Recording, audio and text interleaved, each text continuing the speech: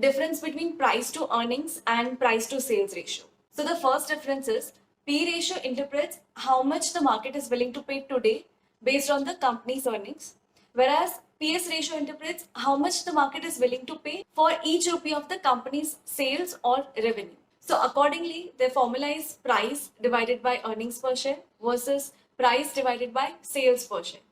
Now the next difference is P ratio is more appropriate for the companies with the positive earnings, whereas PS ratio is suitable for the loss making or cyclical companies because companies in the early stage often report loss, and PS ratio anyways is focused on sales rather than earnings. P ratio is more concerned with the bottom line of the company, whereas PS ratio is more focused on the top line. P ratio seems like a straightforward calculation, but the use of earnings can be tricky.